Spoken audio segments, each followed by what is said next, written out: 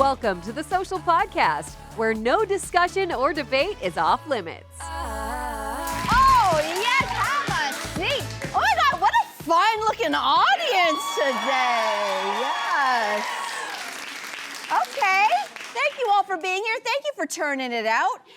So why don't we start off with a little bit of fun, sort of, depends who you're asking. Long-running satire show South Park, it's back, and it is back hitting below the belt. The season 27 premiere depicted Donald Trump with a, can I say this? I'm gonna say it, with a small penis trying to seduce Satan. And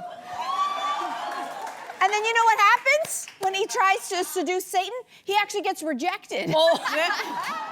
So a White House spokesperson called it, quote, a desperate attempt for attention. So listen, we know it's a satirical show, but can this stuff ever go too far, Jess? What do you think? Do you know what? I think it can. I think satire can go too far, like especially if you hold something sacred, right? So like, they've satirized everything, you know, and let's say they use Jesus a lot. You guys know him. And some Christians think it's hilarious, and some Christians don't find it funny at all. And it occurred to me, maybe that's the point of really powerful satire. They're not towing the line. If everyone laughed, it would be like, okay. If no one laughed, that would be problematic. But if it's upsetting some people and making others laugh, I think that's what makes the satire more powerful. But there is a problem. So there was a 2007 episode of South Park. I can't believe it aired. They said the N-word over 40 times uncensored. Yeah. Wow. And so you're thinking, how can that be acceptable? How can that possibly be funny? It turns out, I found an old CNN transcript where plenty of Black Americans thought it was really funny, including two who actually founded a company called Let's Abolish the N-Word. And they found it funny because, I'm gonna try to get this right, the episode didn't glorify the word. It made fun of clueless non-Black people who used it, and it held up a mirror to show how deeply uncomfortable and dehumanizing that word can be. Wow. So it was making fun. Well, that's just where it's gonna go. Yeah. A lot of us are dumb. Right? So a lot of us, a lot of us might watch that, a lot of young people might watch that episode and be like, they just gave me permission to use the N-word. No, they didn't. They're making fun of the people who do. So satire, like, you kinda gotta be smart. To get it. I think also the fact that it's two white executive producers also, I think, ruffled people's feathers with that back in the day. Good call. Go ahead. Oh, no. Listen, I'm just on a tail on that. It's like, it is in the eye of the beholder to some degree, too. You think about, like, I really love Saturday Night Live. I really love The Onion. I really have loved South Park in the past. But I can see why people on the other side of the political spectrum at times would find it offensive. And I think at times it can also veer into the territory of dangerous. We all remember in 2015 when in France, there's a newspaper called Charlie Hebdo. They are a satirical newspaper, and they did a cartoon drawing of the Prophet Muhammad, and there was a terrorist attack afterwards, and I think something like 12 people were killed in that. So I think it's interesting. I wonder what the ramifications of this will be. It is some of the most base type of humor, even though I did chuckle when I looked at it. Penis jokes are a little bit like childish, but But it's also because Trump can't take a joke. Right? Isn't that the marker of a fascist?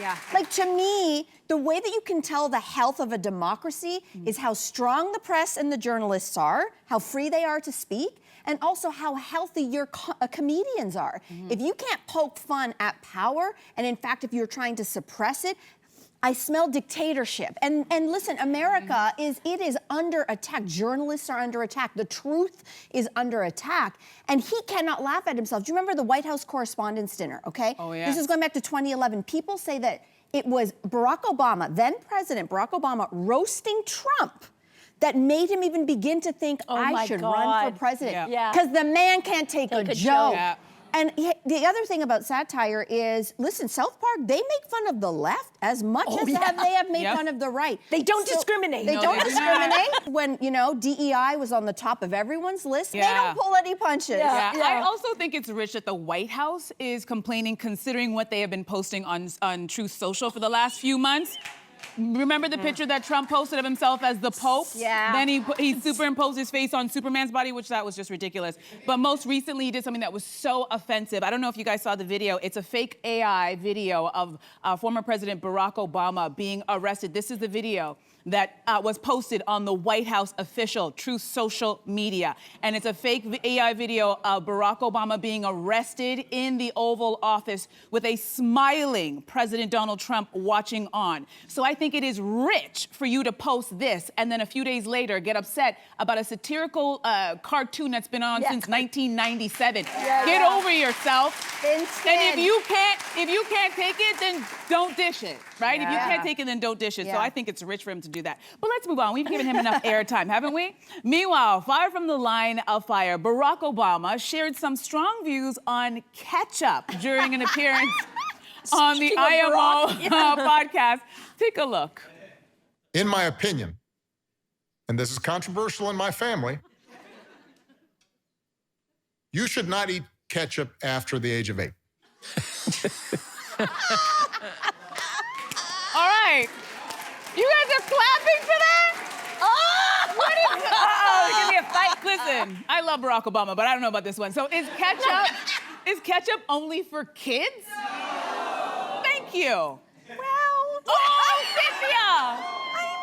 I really only use it ever for like French fries. And if I have the choice with a French fry and there's like an aioli or like a Dijon mustard, I will choose those instead. Oh, she bougie. I just think, I think it's like, I do think this was an indirect dig at Trump because he apparently notoriously uses ketchup on his steak. Is that correct? Yeah, maybe it So was. I think that those are the types of things. If I see a grown adult adding it to vegetables or steak or like a casserole, I'm judging. What? I'm judging. But what if the casserole's a little dry? What if the mom's meatloaf needs a little something extra? A drink nearby. I think it is for kids. I really do think it is for kids. Audience, you got my back. But You don't. But I will have it with one thing, which is Thank you. hear me out. Thank you. Do you know an old school grilled cheese sandwich made with white bread and processed cheese slice? That's got to have ketchup on the side. But that is also a kid's food. Like, according to who? People are mad at us. Who loves it? It's like a kid food. So you gotta have a kid dipping sauce with it. I get what you're saying. I know what you're saying there, Jess. Yes, I come from a household where I've got, there's 2 adults and 1 child, and 2 out of the 3 of us have ketchup on everything, and it's not me. It's not me, just for the record. But I found a stat. 97% of North American homes have ketchup. Yes. So apparently it's not just for kids. Yeah, there you go. I have spent countless hours getting the ends of the bottom of a ketchup at the bottom of a glass jar. That's how much I love ketchup. You guys are my people. You put it on anything that's weird? What's weird?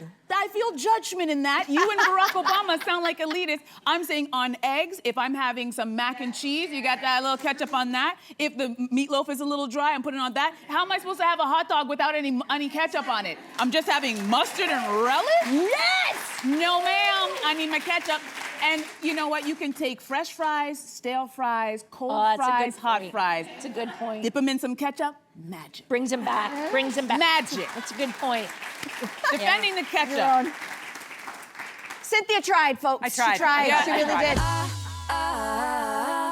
So we, like a lot of you, are still processing the not guilty verdict in the trial of 5 former World Junior hockey players accused of sexual assault after a Hockey Canada gala in 2018 in London, Ontario. So the case sparked ongoing conversations about consent, power dynamics, and hockey culture in our country that I think are probably still going on. So what are your takeaways, ladies? First of all, I wasn't here yesterday because my daughter wasn't feeling well, but I watched the way that all of you handled it yesterday, and I'm just so proud of being a part of this show. I just really thought you guys handled it all so well. But I think I'm dealing with a lot of sadness. I think a lot of people are. I think maybe I can speak as a woman on this. And so it wasn't the verdict that a lot of people wanted, specifically if you're a sexual assault survivor or a victim. But I actually think a lot of positive has already come out of this, even though it wasn't the verdict that a lot of people wanted. You know, for example, the fact that a person has come forward, EM, as we will only know her as, came forward and she was believed. I think that is already a huge shift in our culture from believing women when they say something has happened to them.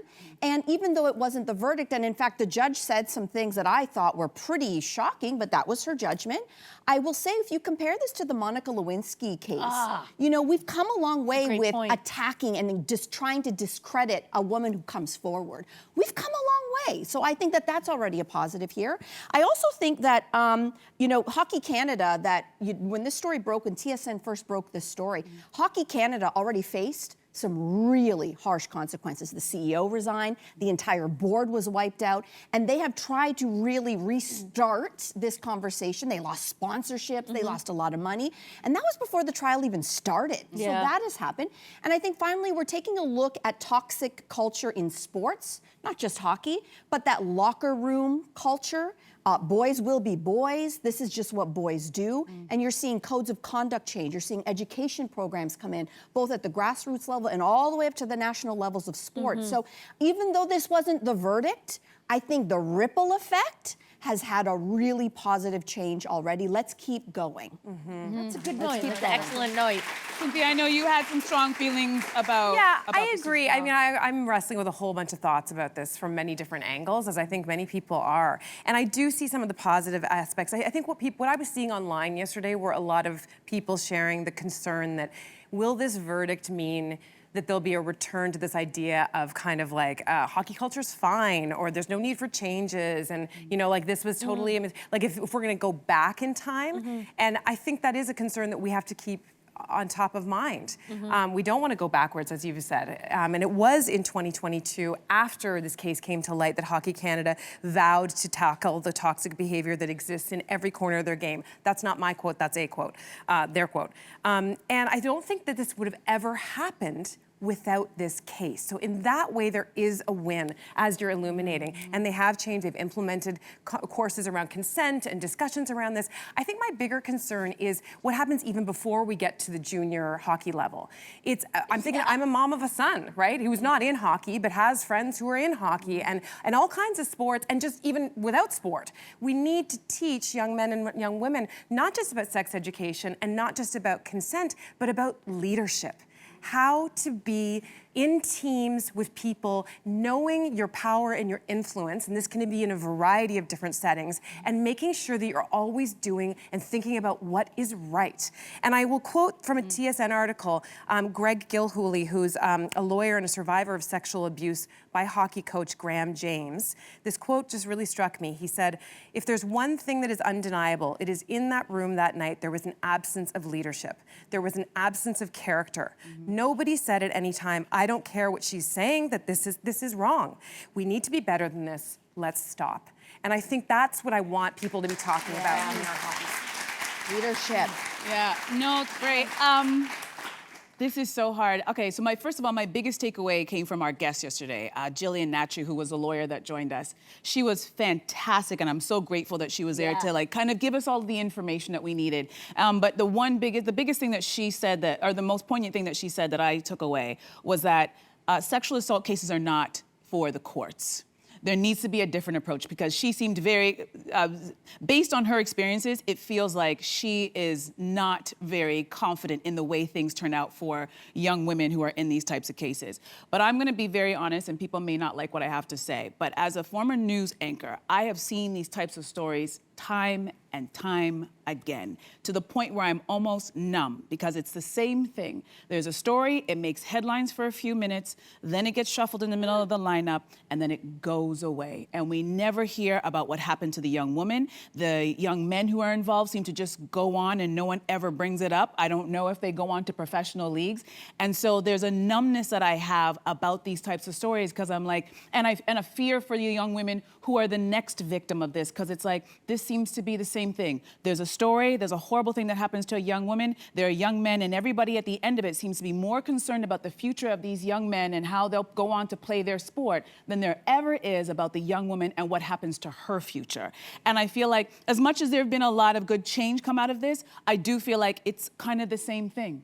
These young men will go on, and I'm not sure if they're going to make it into the NHL, but we know that their careers go on. And what's going to happen to EM? We don't know, but we know people in her community know who she is. So how is that going to affect her? Does she get to stay in that place, or does she feel like she has to move somewhere else? All of these questions that never, ever get answered. And so there's a numbness. I don't, maybe as a woman, that's how I'm coping with it, because it's too hard, because I don't want to think about any young woman being sexually assaulted.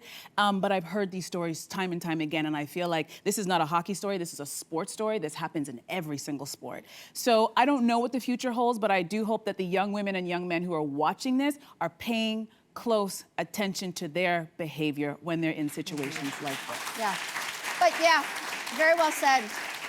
I think that we can't ignore the fact that because this is happening in this case in the avenue of sports, there also sadly is also an economic angle to this. When you allude to what's going to happen with the men, we know that the headlines today are the NHLPA that represents these men say that they've been acquitted. They should be able to go back and play hockey. Several of them were actually in the NHL. Others were playing overseas. They should be allowed to go back. The NHL has said, whoa, whoa, whoa, pump the brakes. We got to go back, because even though they were acquitted, there were some allegations that were really problematic. So I don't, I agree. We forget or even these things stories. that they did and admitted to.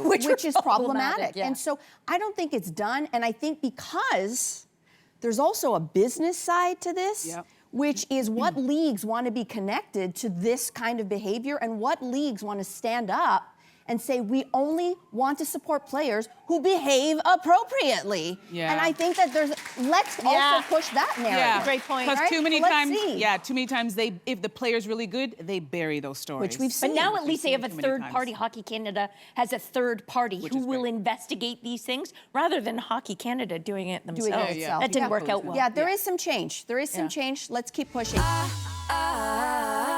This is one of those segments where I love that we can bridge like cultural moments across generations. Who's heard of the Nicki Minaj challenge on TikTok? Okay, about half, maybe a little less. So here's where we're gonna educate you. It is a single-legged squat done in heels that Nicki made famous in her High School Music video. But this was over 10 years ago, but look this is recent. Even news anchors trying it out. So we thought of course we have to try it out. Okay. Why don't you two have fun? Well, Cynthia and I sit here. Yeah, exactly. I had a lot of talk and chest in the meeting, and now we have to do it, and I'm like, maybe not. The knees are like, are we really doing this? Do you need assistance? No, I think I'm okay. You're okay? So here's the thing. We actually tried this in rehearsal. I've done this at home, but you can't do it in sneakers, okay? Or flat shoes. Or flat shoes. Harder at least. By definition, Gosh, guys. don't be nervous, okay? Okay, so we need to squat and Squat then cross. first. Okay. Okay.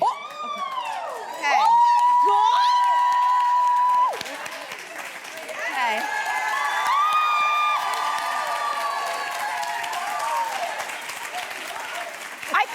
I will say, Andrea, you're doing great. I think you have an advantage with your thick thing.